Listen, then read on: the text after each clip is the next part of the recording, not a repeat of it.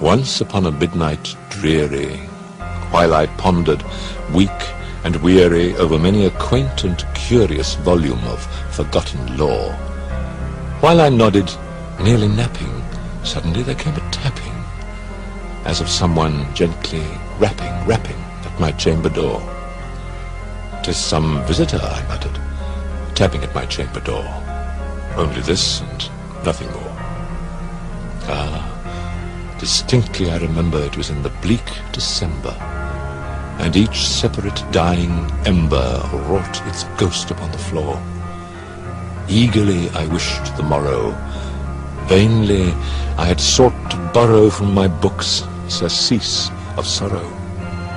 Sorrow for the lost Lenore, for the rare and radiant maiden whom the angels name Lenore, nameless here forevermore. And the silken, sad, uncertain rustling of each purple curtain thrilled me, filled me with fantastic terrors never felt before, so that now, to still the beating of my heart, I stood repeating, "'Tis some visitor entreating entrance at my chamber door, some late visitor entreating entrance at my chamber door. This it is, and nothing more." Presently my soul grew stronger. Hesitating then no longer, "Sir," said I, "or madam, truly your forgiveness I implore. But the fact is I was napping, and so gently you came rapping, and so faintly you came tapping at my chamber door, that I scarce was sure I heard you. Here I opened wide the door. Darkness there, and nothing more. Deep into that darkness peering, long I stood there, wondering, fearing, doubting, dreaming dreams no mortals ever dared to dream before. But the silence was unbroken, and the stillness gave no token, and the only word there spoken was the whispered word, "Lenore." This I whispered, and an echo murmured back the word, "Lenore." Merely this and nothing more. Back into the chamber turning, all my soul within me burning, soon again I heard a tapping, something louder than before. "Surely," said I, "surely that is something at my window lattice. Let me see then what thereat is, and this mystery explore. Let my heart be still a moment, and this mystery explore. 'Tis the wind, and nothing more." Open here I flung the shutter, when, with many a flirt and flutter, in there stepped a stately raven of the saintly days of yore. Not the least obeisance made he, not a minute stopped or stayed he, but with mien of lord or lady, perched above my chamber door, perched upon a bust of Pallas, just above my chamber door, perched and sat, and nothing more. Then this ebony bird, beguiling my sad fancy into smiling, by the grave and stern decorum of the countenance it wore, "Though thy crest be shorn and shaven, thou," I said, "art sure no craven, ghastly, grim, and ancient raven, wandering from the nightly shore. Tell me what thy lordly name is on the night's Plutonian shore." Quoth the raven, "Nevermore." Much I marvelled this ungainly fowl to hear discourse so plainly, though its answer little meaning, little relevancy bore, for we cannot help agreeing that no living human being ever yet was blessed with seeing bird above his chamber door, bird or beast, upon the sculptured bust above his chamber door with such name as Nevermore. But the raven, sitting lonely on that placid bust, spoke only that one word, as if his soul, in that one word, he did outpour. Nothing farther then he uttered, not a feather then he fluttered, till I scarcely more than muttered, other friends have flown before. On the morrow he will leave me, as my hopes have flown before. Then the bird said, nevermore.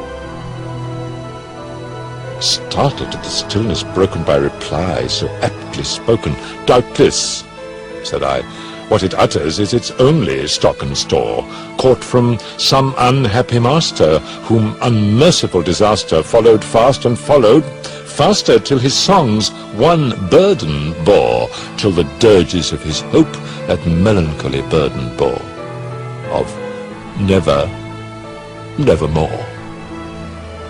But the raven still beguiling all my sad soul into smiling, straight I wheeled a cushioned seat in front of bird and bust and door.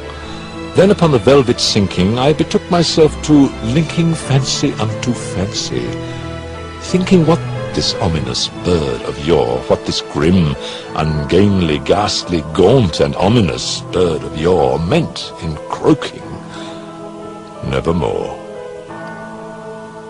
This I sat engaged in guessing, but no syllable expressing to the fowl, whose fiery eyes now burned into my bosom's core.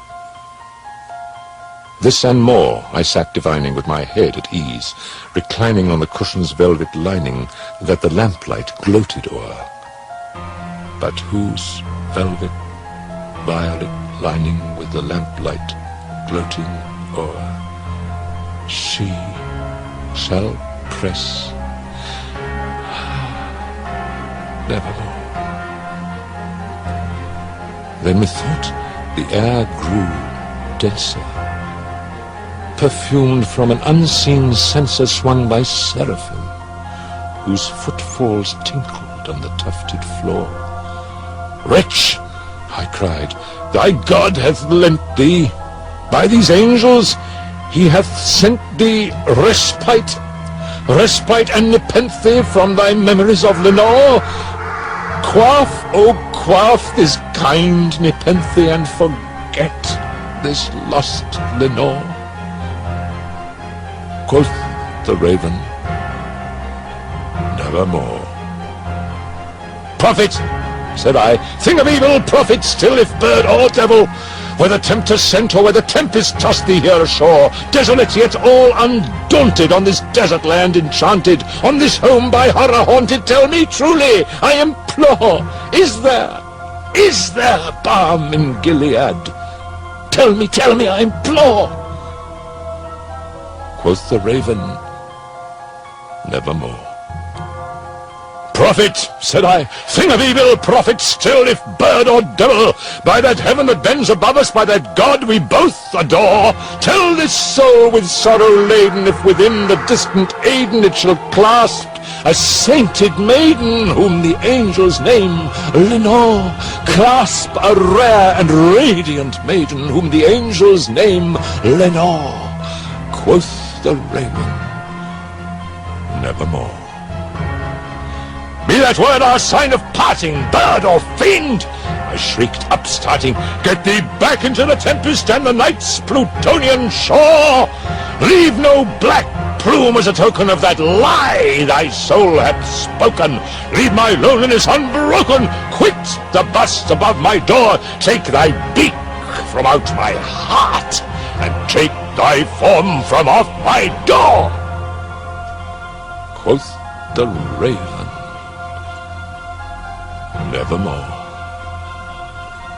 And the raven, never flitting, still is sitting on the pallid bust of Pallas just above my chamber door.